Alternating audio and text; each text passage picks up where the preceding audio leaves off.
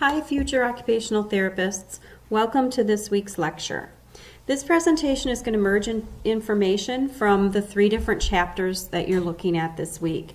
I've included page numbers on each slide to allow you to reference back to the textbook as needed. We really have to start by understanding that when we're talking about leadership, we're also talking about management and kind of understanding the similarities and differences between these two concepts. So here's the definition that your book provides of both leadership and management. And I want you to really notice the key words that are highlighted in each of them.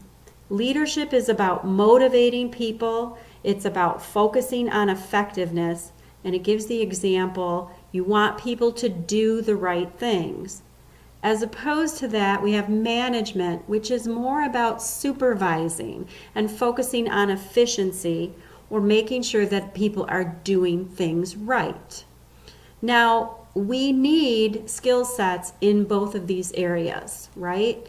As both leaders or potential managers within the field, we kind of need both sets, and even as a therapist providing services, we need to kind of both motivate our client as well as kind of look at how the quality of things that they're doing.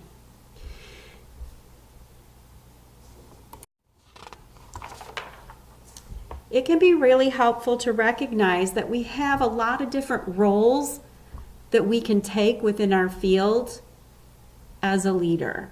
And your book gives you some good examples of some of these different roles. And I'm going to also give you some examples of stories of people in the field who I see as leaders. You may recognize Glenn Gillen's name from some of your textbooks. He leads our profession in researching how occupation can be used to promote recovery after stroke. He's not only an accomplished researcher, but an entertaining speaker and storyteller who inspires me to work even harder to ensure that the interventions that I provide have personal meaning for my clients. If you ever have the opportunity to hear him speak, don't miss it. He just really captures your attention, especially the Eleanor Clark Slagle lecture that he did a few years ago, where he traced the journey in our profession from occupation, away from occupation, and now back to occupation. Ingrid Provident is an instructor at Chatham University's post-professional OTD program, where Dr. Rosansky and I attended. I really didn't fully understand the concept of learner-centered instruction until I had her. She has a knack for taking any topic, offering a wide variety of learning tools, and allowing each student to tailor their learning to their specific needs. She inspires me to look beyond traditional classroom methods as a teacher and really try to inspire each of you and connect with each of you in a way that will help you best learn. Emily Morgan is a therapist and manager at Genesis Integrated Physical Therapy, which is a neuro-based outpatient clinic in Grand Blanc. She strives to offer a wide variety of evidence-based occupational therapy interventions and is always going above and beyond to continue to learn as well as to mentor students. In addition to working full-time and raising a family, she's currently finishing writing a chapter in a book. She embodies the passion, energy, and quality mantra.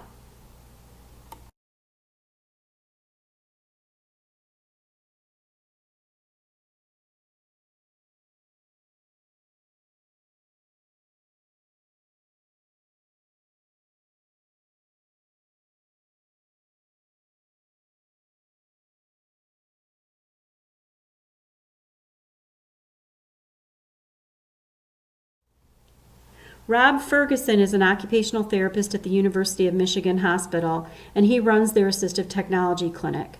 Some of you may have met him at our Seminar in Clinical Excellence event before you started Level 1 PEDS fieldwork.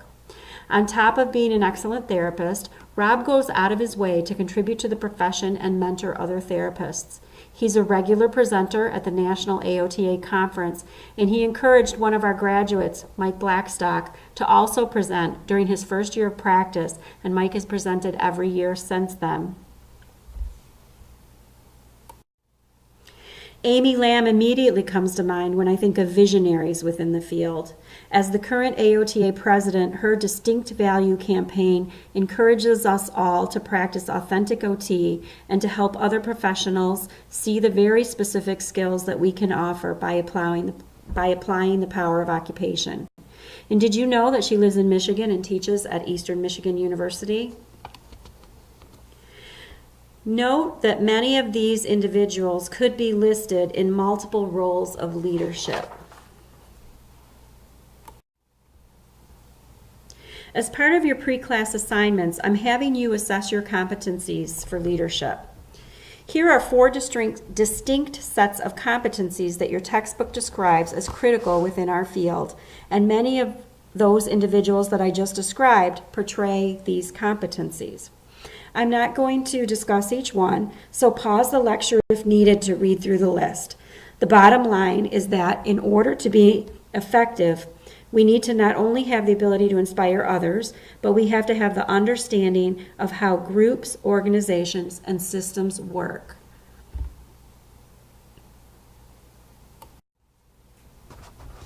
We're going to be looking at 3 distinct leadership styles. That is the transactional style, the transformational style, and servant leadership. I'm not going to talk about transactional and transformational here, as you have a separate YouTube to watch. But as you watch that video and learn about transactional and transformational, or thinking back to when you did watch it, I want you to really think about what leadership style do you think that most students used when they were working in group projects? And how did that impact the outcomes? We are going to talk about servant leadership here, since that is not in the other video. Servant leadership is commonly used within the OT profession, and a lot of those people that I described might be seen as using servant leadership in addition to some of their other styles. Servant leaders really put the needs of others and their profession before their own needs. So these are people who really can step outside what they're doing in their personal work and strive for that bigger picture to make an impact on the world or for a specific topic like occupational therapy. The other thing that they really do is they value personal growth, and they make sure that they continue to strengthen their positive characteristics and attributes. And your book described 5 constructs, but those are really summed up within those 2 examples. That's a concern for people, stewardship, equity or justice, indebtedness, and self-understanding. In terms of stewardship and indebtedness, it's really about feeling so empowered by the profession that you practice that you feel the need to give back to that profession. Here's a list of some of the things that evidence has shown most effective leaders do. Take a minute and read it over, pausing if needed. But what it really points out to me is that you really need a combination of all 3 of those leadership styles in order to be most effective.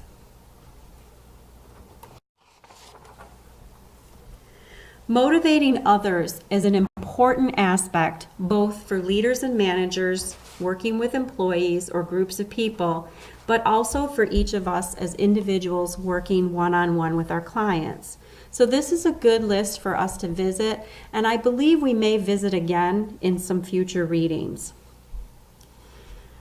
Achievement is all about setting targets that when they're reached bring a sense of accomplishment. We need to set the goals, whether it's for our individual patient or for our department or a specific employee, at the right level, that just right challenge that we talk about in terms of grading activities. If we set the goal too high, we're going to fail. And if we set it too low, we don't have a sense of achievement. Recognition, of course, is something that we always feel can help motivate people, whether it's giving people that verbal encouragement to keep going, giving them the recognition of a job well done and telling them what they've done correctly, and then also giving constructive criticism or feedback as needed to help shape the work as it moves forward. The work itself can also be structured so that it's a motivating factor. We have to provide challenge and interest. Kind of just like we were talking about with achievement, that if we set our goals too low, we don't feel a sense of achievement. We like, as human beings, to have a certain sense of challenge. And when we're challenged, it raises our interest, which that also increases our arousal level and our attention. So we need to find ways to make boring tasks interesting or to change the context in which the task is performed. This is why we say that occupation as an intervention tool is so powerful. But even within management type tasks, we can use this and make things more interesting. An example of that is what you see your teachers doing, and hopefully what you see me doing. That is using class time to use application activities that you find interesting, challenging, and motivating while you're learning the material versus me standing up there lecturing about it. Responsibility. When we delegate responsibility to others, it shows that we trust them and that we believe that they have the skill set to get the job done. This also requires that we have good judgment so that we can match the skill set to the task. Research shows that responsibility is empowering and has long-term effects at motivating people to keep going. This, if you think about it, is that piece of so many things that when you feel indebted to someone else, when you make that commitment to go to the gym with another person, you're more likely to show up because you feel like you'd be letting them down if you didn't. That's the concept at work here. And finally, another way to motivate is through advancement. And this might look differently depending on the group. For the employee, it might mean a promotion, a salary increase, or a new job opportunity. For our patients, it might mean greater independence or being able to resume meaningful roles or being able to be discharged from therapy.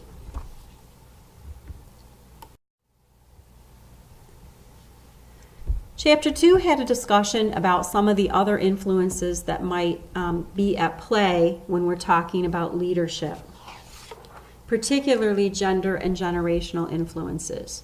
In regard to gender, obviously we know the majority of OT practitioners are women, and so that can create some specific gender type stereotypes or even just styles of working that might be more challenging when men enter our workforce.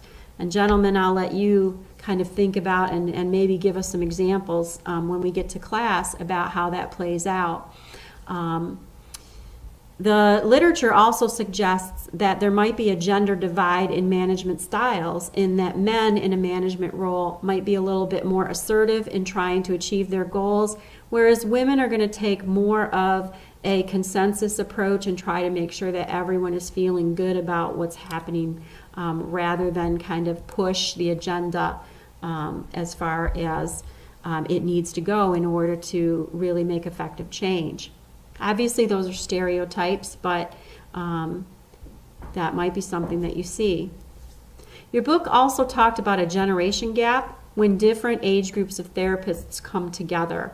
And it didn't have specific age groups, so I went ahead and looked up, and here's some of the age groups that we have out there. We do still have some traditionalists or silent generations. Oops, there's that should be 1945, born before 1945. Of course, you might work with a lot of baby boomers. I'm at the tail end. I'm actually a Generation X, but I'm a very early Generation X, and the youngest child of older parents, so I probably present more like a baby boomer than a Generation X. Many of you fall within the millennial or Gen Y, and then now we have our new category of Gen Z, iGen, or Centennials, who are our younger students coming in and really have never experienced life without the level of technology that's currently available. I didn't really care for the way that the textbook handled this conversation about generations. I felt like that it really was a bit one-sided, lamenting all of the challenges that older generations might have when trying to manage the millennial group. The bottom line is that we all need to try to understand each other and find solutions to different approaches and behavior. I'll give you an example. I was at a family gathering one time with some of my younger nephews and cousins and things, and one of the young women who had just started a full-time position as a CPA was talking about how frustrating it was when her supervisor would send her a long email, and she kind of said, I don't really read those emails. And so because I don't like how long they are. And I kind of said, well, you need to understand her perspective, because from my perspective, when I send a long email, it's because I'm telling you everything that I would tell you face to face, and I do have some expectation that you will receive that communication. So you might want to think about that. I think that they also left out a discussion about culture, and not just in the sense that we may work with people from different ethnic groups, of course that's true, but also how the general culture has infiltrated our healthcare, and it may even supersede generational lines. An example of that is when I recently was at orientation to hire into McLaren. There were people from a wide variety of these different age groups, and yet it was the cultural influence of technology that I saw really potentially having a negative influence. When we arrived in the room, actually every other participant, while we were waiting for the HR director to start, didn't make any contact with any other new employees, and instead got out their phones and started checking their Facebook accounts. I just sat there thinking how sad it was that the administrators were probably looking, going, how can I think that these healthcare workers are going to effectively interact with my patients when they can't even say hello to each other when they walk in the room? I thought that it was quite a statement about our current state of technology use in general culture. That's it for the main information from these 3 chapters. I look forward to seeing you in class, and we'll apply it there. Have a good day.